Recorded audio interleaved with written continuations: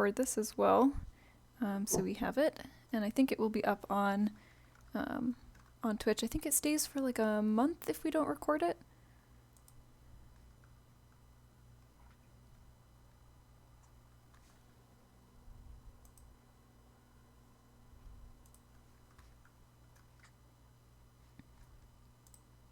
Not seeing it go live yet.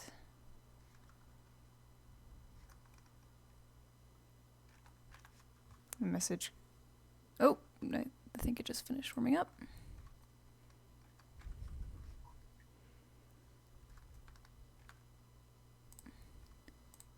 All right, I think we are live. Let me check with our background person.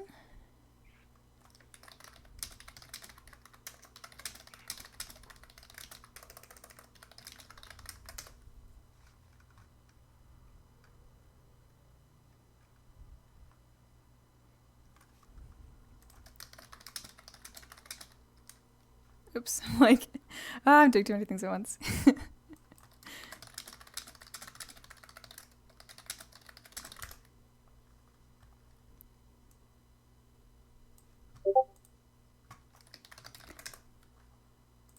All right, we are officially live. So today we are talking about how to sell a game on Steam in 2021. We have speaker Chris Zukowski with us today, who has been studying Steam from all possible angles, crunches data on thousands of games across genres, consulted and marketed on dozens of games being sold on Steam. From him, we can learn the ins and outs of getting a game noticed on the world's biggest PC game marketplace, how the algorithm works, and what mistakes to avoid along the way. At 3:30 after the talk, or around then, we'll all be moving over to the Seattle Indies Discord for a live Q&A discussion with Chris. If you have any questions, you can drop them in the Twitch chat and we'll cover those questions in our Discord afterwards, or you can hold on to your questions and come and join us in the Discord at 3:30. And now I'm going to pass it over to Chris. Hi, hey, thanks for having me. I really appreciate the opportunity, and everybody here who's on a Saturday, I really appreciate you deciding to spend your Saturday afternoon with me, so thanks.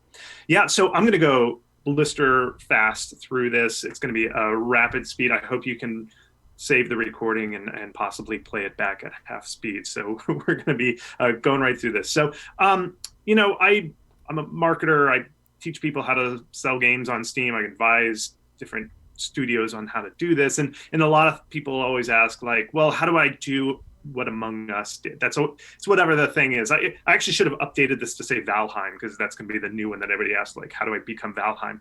And from the outside, if you're just watching this stuff from afar, it just seems like magic. It's like a magic show. Like you go to the show and you see this person like walk across the stage and they like raise like a white glove and they just like swirl it around, and then they just plunge their hand into a magic hat and then pull out a rabbit. And it's amazing. It's so cool. Like, and you think, I could do that. You're going to make your own game, but you're also going to become a magician. And you're like, okay. So you research online, you figure out the brand of glove that magician had, and you pick the most expensive version of that glove, and you get the same tuxedo with a cummerbund, exact same one, same shoes, and you practice the walk, and you even decide to grow a nice mustache, just like this magician. Perfect. Same peaks up at the top, and you do the same thing. Walk across the stage, same speed. Swirl your hand around. You actually do 2 swirls of the hand just to make extra sure. You put your hand in the hat and you pull it out and you get nothing. There's nothing. And you're like, WTF, Indiepocalypse, too much shovelware. I'm going back to becoming an accountant. Like that's your decision there. And I am here to tell you guys, guess what? It's all fake.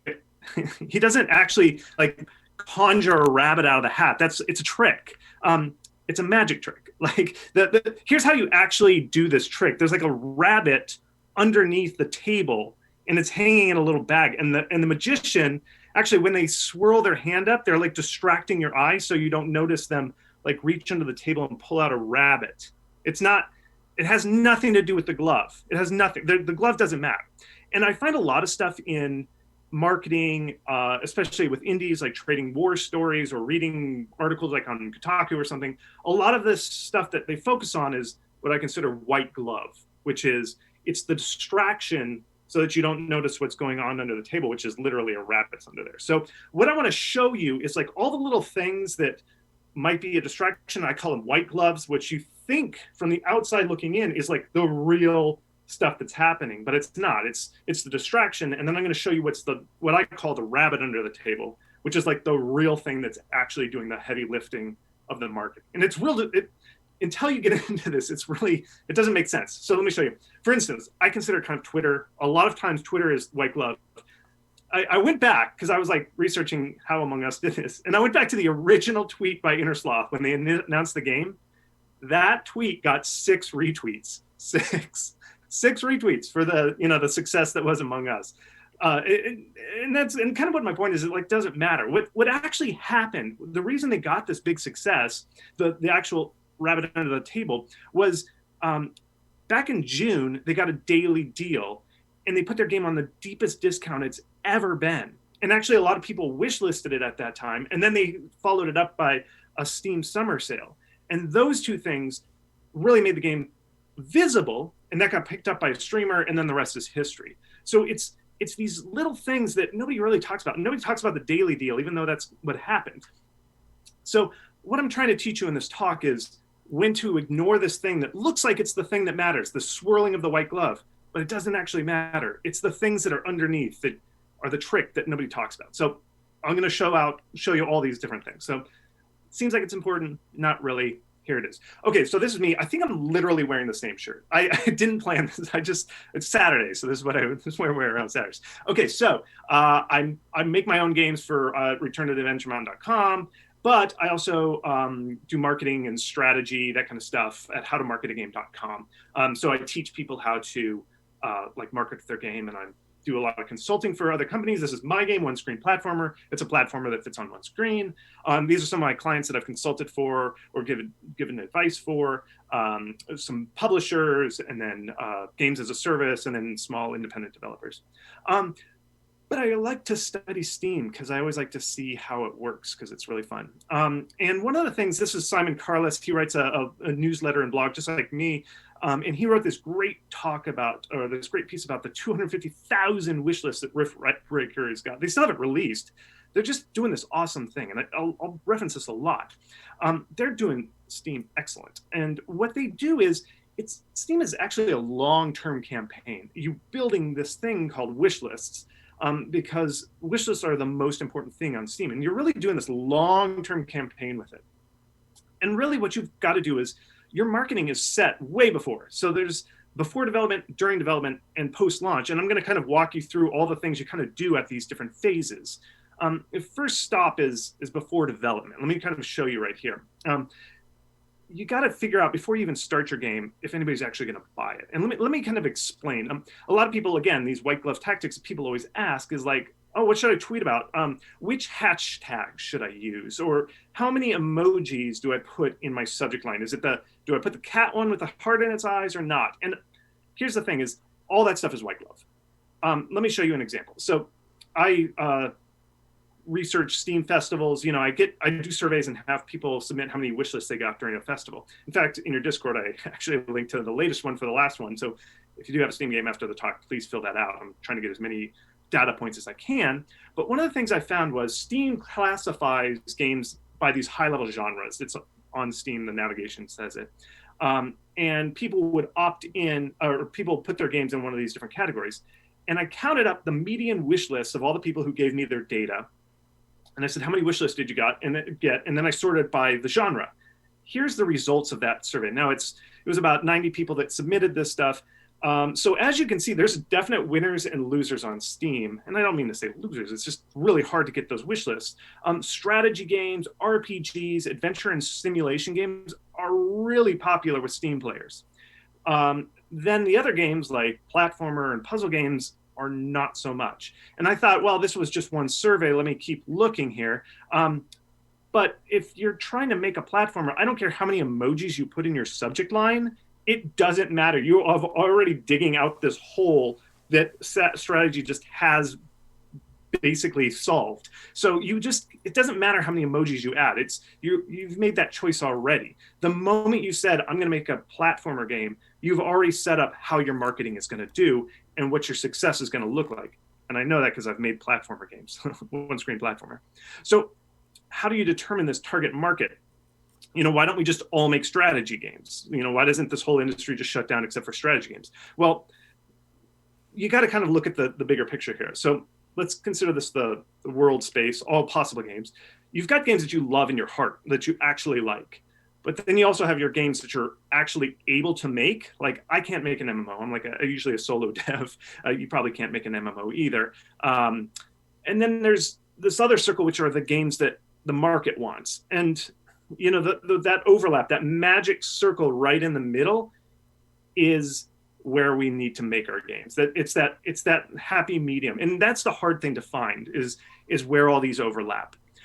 So I did this other thing where I looked at all the games on Steam. And despite people saying there's a lot of games on Steam, there's only like 40,000. So you can fit that on one spreadsheet in Google Sheets, which I did. So I just looked at all the games and I just graphed the number of games tagged, with these kind of different tags, just to see how many on Steam there were. Now you'll see that puzzle and platformer are very, very highly represented on Steam. There's a lot of games with those two tags. Now, if you graph against it the median estimated earnings, and I don't want to get into it, but you can estimate it based on how many reviews there are. This is the median earnings graphed against the numbers of games released. And you get this perfect supply and demand chart. You can see that these kind of strategy building games earn a lot and there's not much competition on Steam. Again, I'm trying to teach you all that the real thing is once you've decided what type of game you're making has decided so much of your marketing potential and what you're going to do. Now, it's a creative industry and I understand that. Like, hey, stop trying to honk my buzz here. Don't market test my art, man. I get it. And if you're doing this for art's sake, for just the sake of being an artist, more power to you. Like, that is totally fine, and you should do that. But if you are trying to make a living or expecting some results, I'm not saying that we should only make strategy games. I'm just trying to give you the odds of things happening. Like, is this a small bet, like a flip of a coin, or are the odds of making it and actually producing money like a lottery? And there's that whole range, and that's why I kind of want you to have that kind of perspective here. So I'm not saying just make strategy games. It's just there. So if you are already in development, you're making a puzzle platformer, you can do things like scale back development. If you were thinking of adding all these extra features and maybe going into an extra year or 2 years of development, maybe it's time to reassess or that sort of thing. But that's a larger conversation to have. But that's kind of what I mean by showing this data and trying to emphasize like what the risk potential is for some of these. So if you're here, just set your expectations to the market. That's my main advice. Okay, so before development, you figured out the kind of game you're going to make. Let's talk about during development here. Now, a lot of people say, "Oh God, if only Steam was curated." That's the answer. Before Greenlight and Steam Direct, where they kind of opened the floodgates, it was a very small market, and there were only like a handful of games on Steam, and that was the golden days. It was great back then. You just submitted your game, and either Valve liked it or they didn't, and then you made $150,000 on day one. That was the gatekeeping. And so here's the thing is, this is the actual secret rabbit under the hat. We still have gatekeeping. It just, the gatekeepers have changed. Back in the day, Steam was like a bouncer out front of the club just saying like, get out of here. Now, there is no gatekeeper, but it turns out that there's 1,000 little gatekeepers all along the way. They're just kind of like invisible. They've kind of like disappeared. And there's a very secretive club where they don't have a gatekeeper anymore. They just kind of like in the club, if you're not the right type of person, they just kind of like walk you to the back room, the storeroom, and just say, oh, here's the club. Welcome to it. That's how it works nowadays. And let me show you exactly what I mean by this is Steam back in 2019 kind of changed the algorithm. And they published this blog post that was like high-fiving themselves, where they said, awesome, look at how much people are saying that you can't make money on games anymore. Look at Steam, this is the charts where they compared 2018 to 2019 and how much more the games were making. So basically they just said, compared to the last year, how much did the average game make? And they're right. The green area is much bigger than the orange area. Good. They, proven statistically that you make more money now. But when I looked at this chart, I was like, well, what's the deal with this orange square, like this whole orange area? And that little like focal point is the secret gatekeeper. And this is what I'm talking about when I say there's no gatekeeper anymore. Anybody can put their game on Steam, but the algorithm secretly tucks your game away into the back quarters of the club if you're not in this like 35 percentile or more. So really kind of the rabbit under the table is there is no gatekeeper. It's just you have to kind of find the secret gatekeeper and get on the other side of it. And I'm going to show you kind of what I mean there. Get through this hidden gatekeeper. And basically the secret is you got to get as many wish lists as possible. Now, if you hear anybody who talks about marketing on Steam, you just hear nothing about wish lists. It's just wish list, wish list, wish list. They just talk about this all the time. And the reason this is so important is you get a lot of people to add your game to the wish list. And then when your game launches, that person who wish listed the game gets an email. And then there's a little button on there. And when they click it, they go to the Steam page to buy the game. In email marketing, I did a whole nother talk on email marketing. Email marketing is so powerful. It just, so many people get and click through on an email. And that's what it is. Steam is basically email marketing that you don't own. So when they get this email, all of a sudden money just comes out. And that's how you get your money. If you don't get through that, and you don't give enough emails out to people, not enough people click it and not enough people buy. And here's the thing is Steam actually doesn't care how many wish lists you get. I've gone to a bunch of Q&As from Steam, and the math kind of works like this. Not exactly, but basically.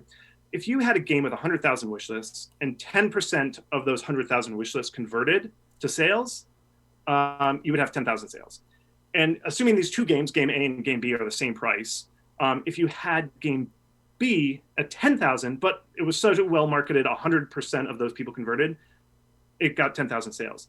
Both of those games, in the eyes of Steam, are the same because they only care about the money, like how much money this game brought in. So that's what you're kind of dealing with. It's not about the wish lists, it's the effect of the wish lists. Okay, so how many wish lists do you need to get through the secret gatekeeper? I think it's not exact, but I'm thinking it's about 5,000 to 10,000 wish lists. And the reason I say that's kind of like a magic number is there's this section on Steam called Popular Upcoming. And if you have around that range, a little bit higher than 5,000, you show up in this widget about 2 weeks before your launch. And it varies, but it's around 2 weeks before you launch. And this is my interpretation of a subtle gatekeeper that's kind of hiding in Steam that's kind of, again, boosting you past that area. If you have fewer than that 5,000, you're kind of going to the utility closet in the back of Steam. That's kind of how that secret thing works. And you'll notice this is a graph of the number of followers, which correlates to wish lists. You get this lift, and that little spike at the end is because they got into the Popular Upcoming, and they get thousands and thousands of wish lists. So my hunch is 5,000 to 10,000 wish lists are an indicator of whether you're getting past this secret gatekeeper here in Steam. Okay, so, but 5,000 to 10,000 isn't going to cut it. If you are a multi-size team, double I to triple I hate that term, but everybody knows what it means. You need more. You need 50 to 100,000, that type of range to really impact Steam. Okay, so how do you get wish lists? You believe in me, wish lists are important. Basically months and months of promotion. It's a long campaign. You don't just pop out a game at the end and just hope that for the best. It's months and months of promotion. And there's two parts. There's the spikes, which everybody pays attention to, but there's also the trough, which is kind of boring and nobody really looks at the trough. It's boring. Everybody loves it when we get the spikes and stuff. So what we want to do is get our daily wish list rate up. And so the things that really affect why people shop on Steam is the impression, which is them looking at the game, to clicking on the game, to viewing it, and wish listing it. Let me show you exactly what I mean. An impression is just your capsule shows up somewhere on Steam. Just the capsule appears. If people like that capsule, they click it, which counts as a click. And then if they view your Steam page, there's a view. That's called the view. And basically, and if they want the game, they're going to click it, and that's called a wish list. Boom. That's 1, 2, 3, 4. If you look at these numbers, and I follow a lot of indie devs, and a lot of indie devs share their data with me. There were 2 games that shared their data with me, and it was kind of amazing because they have about the same impression rate. Their capsules show up the same amount. This is 7-day weekly running, so this is how many impressions they get over 7 days, right? 35,000 for Lo-Fi Ping Pong. Omen Exito, 32,000. It's about the same, roughly. But the number of people who see that capsule image and click it is 9.6 for Lo-Fi, 6.7 for Omen Exito, and then same thing, wishlist conversion rates, 4.7 for Lo-Fi, 2.7. The reason I say this is the difference of these percentages aren't much. 9.6, 6.7, it's 3%. What's the big deal? It turns out if you extrapolate this click-through rate, Lo-Fi Ping Pong is going to get 8,000 wishlists per year, whereas Omen Exito is going to get 3,000. Small increases in your Steam page translates to huge wishlist differences. It really compounds. And you've got to get those up. You've got to really optimize your page to really, optimize those things. So changing your capsule image. Another dev that I follow and shared his data with me changed from this kind of boring, screenshot image of their capsule to this highly rendered version of it, instantly spiked their views. The number of views, the number of people willing to click through on their capsule to their page increased dramatically. Your capsule really matters. And you have to kind of fit in with the theme of Steam. Excuse me. For instance, there's kind of genre, takes that happen, these kind of like tropes. If you're making a crafting or building game, you got to include a hammer. Look at these Shop Titans, Crafting Auto Clicker, Dwarven Valley. You put in a hammer, people know it's a building game. That's just the way it works. I love Crafting Auto Clicker. They went for 2 on that one. They doubled up. I don't know if it doubles your clicks throughs, but if you're building a building game, put in a hammer. Basically, you want the game to look similar to your genre. All this stuff breaks down to that. You don't want to be so avant-garde that your capsule is so original that nobody knows. It's the cover of your book. You want people to look at it and say, that's a platformer, that's a puzzle game, that's a builder. That's kind of what your capsules are trying to do. This is not time to be original, unfortunately. Tags are very important too. Adding tags are like programming the API of Steam. They tell Steam what your game is. And if you get the right tags, this is a game I'm consulting for.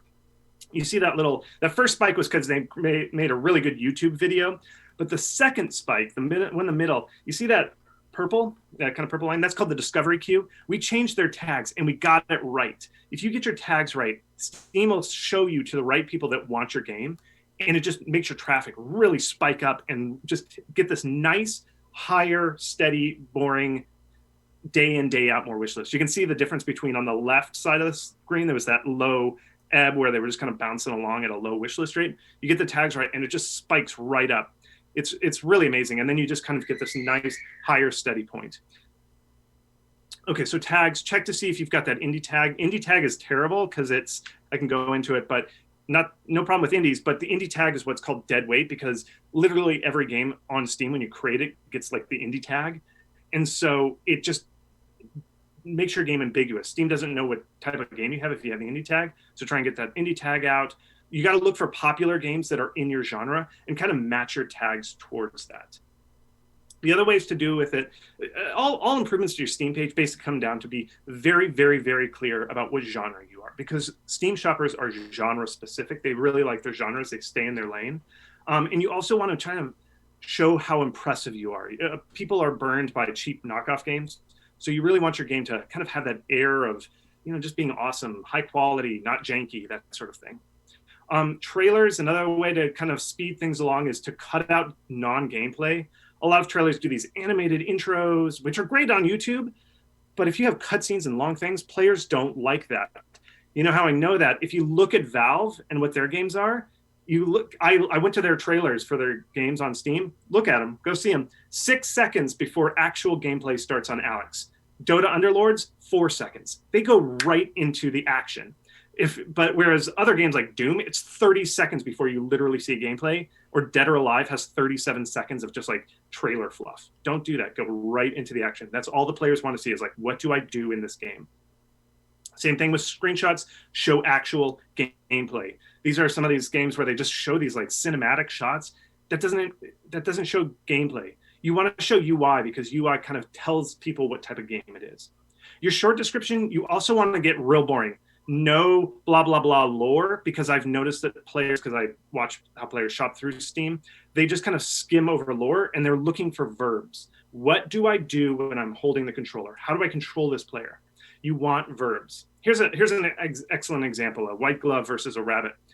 Phantom Doctrine, The year is 1983. World teeters on the verge of destruction. Cold War tightens its icy grip. Blah, blah, blah, blah. I don't even know there's no description of what this game is. This description could be an RTS, a first-person shooter, anything, a puzzle game. It doesn't, the verbs are very unclear. Whereas Dead Cells, much more clear. Talks about 2D Souls-like, Metroidvania, you're exploring, very clear on what you're doing in the game. That's what you want with your short description. Long description, too much text. What you want to do is turn it into animated GIFs to show off what those verbs are. Again, keep it verb focused. What do you do in the game? So that's your resting heart rate. Through tags and improving your Steam, you can your daily wish list rate will just kind of get larger. But in between those steady periods are the spikes. And a good conversion, to get those peaks, you want to get featured by big things like Steam page launches, your announced trailer, first beta. These are moments where you can get the PR to give you those spikes. But you can also kind of work on these bigger events. For instance, this is the chart and the big spikes for this game, Riftbreaker. You'll notice Eurogame and PC Gamer, those are the two press spikes that they got. They're not that impressive. All the other spikes are from other things that they've done. So getting your press outreach isn't necessarily as important as some of these other things. Let me show you. These other events like Steam Daily Deal, a developer sale, Prologue putting up their demo, getting into packs, Digital Dragons, all these like events and Steam-based like store takeovers are what really moved the numbers for this game, Riftbreakers. It wasn't necessarily the press. So really focus on these things. This is like one of those store takeovers, like Digital Dragons, where they'll take over an entire page on Steam. Steam will give you a nice front page coverage. Those sort of things are what really move the numbers. Daily deals, if you can get them, they're really hard. You have to have a lot of sales before you get the daily deal. But Alden, who is basically the head runner that Steam's kind of no hierarchy, but Alden's really calling a lot of shots here. He tweeted this, and he basically said, here's how you pitch a promo. Ask and explain how it fits in with the rest of your plans. You just go to Steam and you say, hey, can we have a daily deal, or we can have some promotion? And Steam's really responsive to this. It's really good to reach out to Steam to see if they can do it. Now, they're not going to do it if it's your first game and you have no proven track record, but this is really how you move the numbers on Steam. So I always ask indies whenever they come to me, oh, what have you done for promotion? A lot of people say, I tweeted about my game and I contacted the press. Now, both of those are kind of white glove things just because they just don't move the numbers as much as some other things. Like I mentioned, the 6 retweets from Innersloth. And if you look, a lot of people say to me like, oh, how do I get more Twitter followers? You know, Fall Guys does so great. How do they get so many Twitter followers? And I looked and I did some research on how and the growth rate for Fall Guys and when they got all their Twitter followers. Guess what? It was when their game launched. So really, the answer is if you want to get more Twitter followers, launch a cool game outside of Twitter or on anywhere, and then they'll come to you. Now, even though that Fall Guys is doing so well, I looked at their Twitter following, and they're currently at the rate of losing about 8,000 followers a week. And I checked their Twitter account. It's not like some weird racist account anymore. It's still doing just great, funny content that they've been known for. But it's just, if you look, I went to the Steam stats for how many people are playing, Fall Guys, and the game's kind of tailing off. It's just not as popular a game as it once was.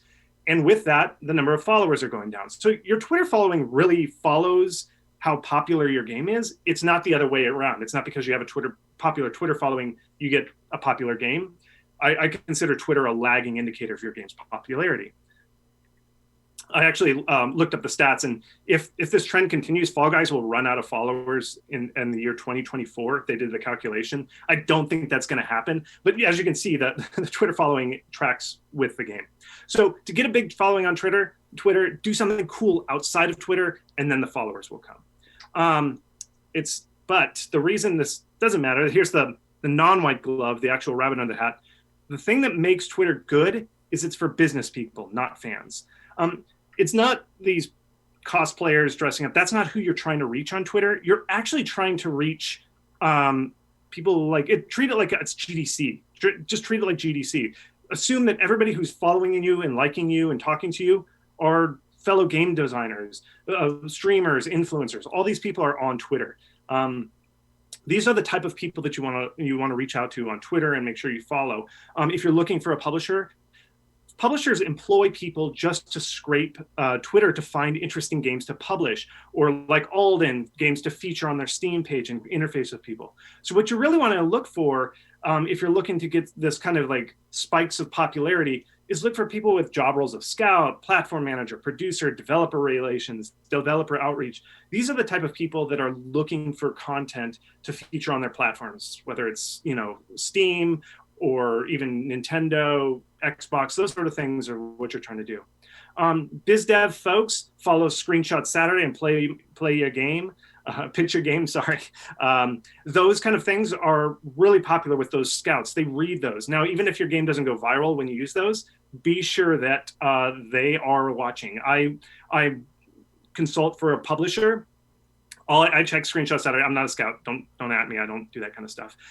But we do have scouts, and sure enough, if I see something cool on Screenshot Saturday, sure enough, on the Slack on Monday, that game, a couple of those games from Screenshot Saturday that I saw blow up, right there in our Slack channel. So when you use those Screenshot Saturdays, the developers and the developer relations are watching.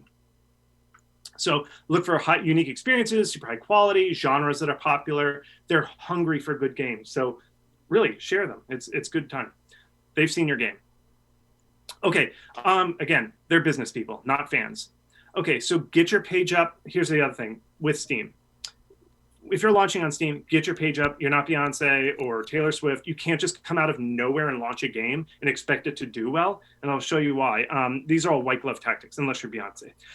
There's no one thing. It's not like, because a lot of people say, oh, I'm just going to launch the game and it'll go viral and we'll get streamers to cover it. There's no one thing that can get you a lot of wish lists. Remember how I said you have to get about 5,000 at the least?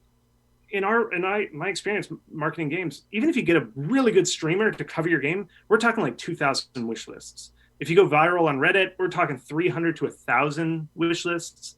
Press, usually in the 100 to 500 wish lists.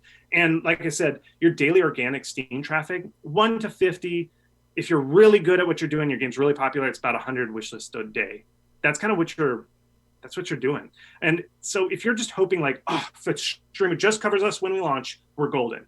You're not going to get that many wish lists around launch. It takes time. Now, white glove, a lot of people see Valheim going crazy. Like, it came out of nowhere, this game. They just put it up on Steam.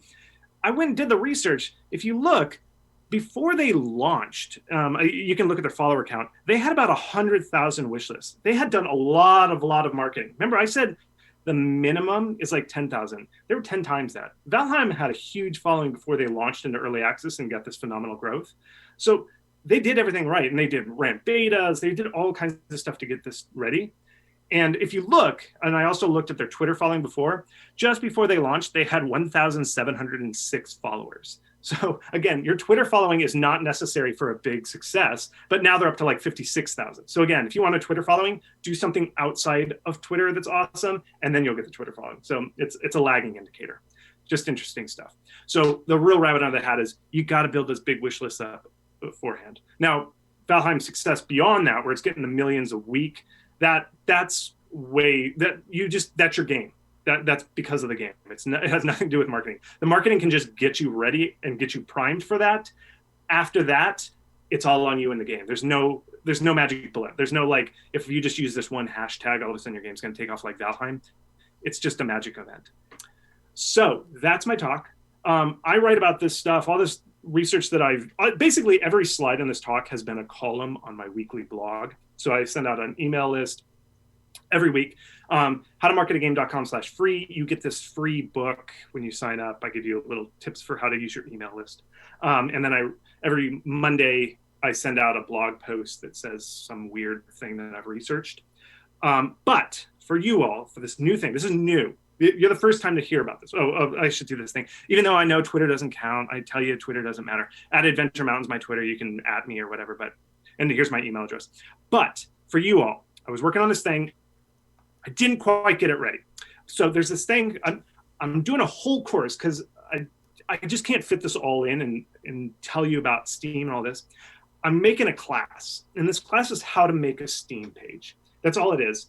And I like to name my URLs super basic. So it's how to make a Steam. Did I spell that right? Make a Steam page.com. Yeah. So how to make a Steam page.com. The class isn't ready yet, but if you go there, you can click this pre-register button, enter in your information, and you will be ready for the class once it launches. I think it'll be next week. It's going to be a week or two. And I just go item by item, like how to do a capsule image, how to do screenshots, every little step that you need to make a Steam page. I go through it. So if you sign up for those, just go over there, sign up. I don't spam. I just give cool stuff every week. You'll get that stuff. So again, probably next week, next 2 weeks, I'm going to do that, sign up for that stuff, and you'll get the new course once it launches. It's going to be free. It's a free course. Did I mention that? It's free. It's totally free, 100% free. It's not charged or anything. So that's it. I've heard that I have to go over to the Discord to chat. I'd love to chat. If you can't stay around, you're not near Discord, at me at Twitter. Let me just do this, or sign up. Whoops. That's it. So I didn't bring a white glove, but we know white gloves aren't too good. And then I don't have a rabbit either. So that's it. I'll see you in the Discord. Thank you so much, everybody.